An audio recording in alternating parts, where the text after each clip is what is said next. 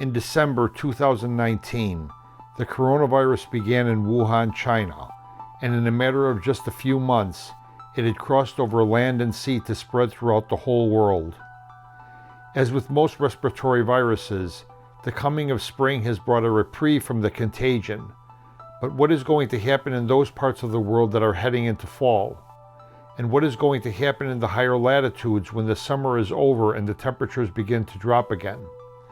If nature has its way, there is going to be a resurgence of the coronavirus, both because of the return of cold weather and because the mass quarantine that was instituted around the world has prevented the development of the immunity that would normally help prevent the second wave of a pandemic as temperatures begin to fall. Are you ready for this? Are you ready for the possibility that you may be at greater risk of becoming infected this coming flu season than you were during the first wave of the coronavirus outbreak? With all the economic and job losses that were incurred during the initial quarantine, the world cannot afford another quarantine, and if we wait to see if another major outbreak occurs, it may be too late. The wearing of masks, the washing of hands, and the keeping of a distance from others are not a long-term solution. They are just band-aid remedies that are delaying the natural course of an infectious disease. In the natural, viral illnesses continue to spread until they run into enough resistance to stop spreading any further. That emphasizes the need for all of us to stop being afraid and maximize the strength of the body's natural defenses, the ones that protect us from the myriad of viruses that we encounter every day. The crux of the problem is that the cold outside air during the wintertime weakens the immune system and favors virus transmission. However, this can be reversed by simply taking a hot shower or bath at the end of each day during the winter or anytime the body becomes chilled.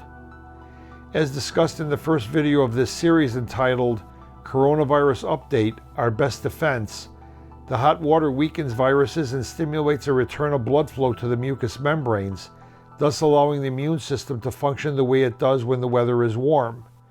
In essence, the hot water fools the body into thinking it is summertime. Of course, all people bathe routinely, but what is being emphasized here is the importance of bathing immediately after coming in from the cold. The sooner one bathes, the more time the immune system has to act against potential invaders before the next cold stimulus causes the blood, with all its weapons and supplies, to be shunted back to the core of the body, where it is far less effective at resisting infection. Bathing immediately after coming in from the cold also reduces the time that acquired virus particles have to become incorporated into the mucous membranes before they are either killed by heat or washed away. Because viruses work quickly, just a few hours can make the difference between becoming infected and not becoming infected. Moreover, even if one were to become infected, frequent bathing in warm water can do much to reduce the severity and duration of an infection because it diverts the energy that the body would normally use to generate a fever into maintaining the strength of the immune system.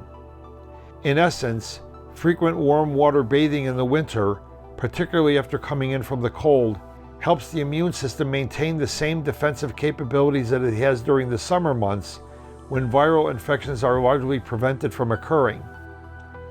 Then again, warm water bathing is not the only means of helping to prevent viral infections. Other protective factors include proper rest, proper nutrition, and proper stress management.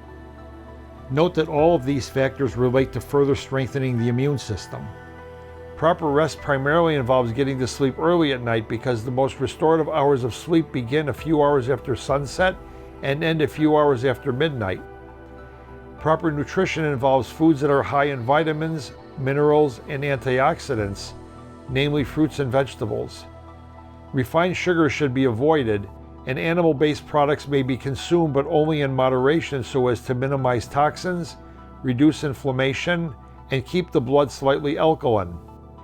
Various supplements, such as vitamin D, vitamin C, zinc, and echinacea can also be helpful, but they should not be viewed as substitutes for a proper diet. Last but most important of these three is proper stress management, because stress weakens the immune system, promotes poor dietary choices, and disrupts sleep. Stress is what the spirit of fear that has swept over the world is causing, particularly for those who worry excessively and tend to obsess over things. If you are having trouble regulating your stress levels, don't be afraid to ask for help. Most persons who have trouble regulating stress have a genetic predisposition that causes their brain to overreact to stress.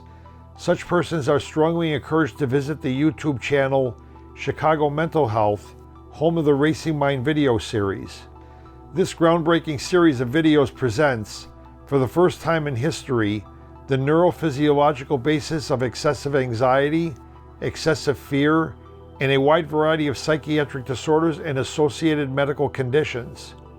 Video 4 of this series allows you to do a quick self-assessment to determine whether your brain is hyperexcitable.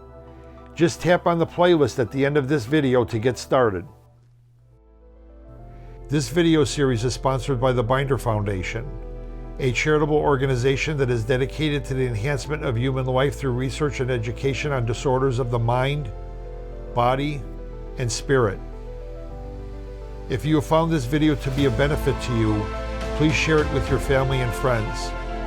And please don't forget, your feedback is important to us.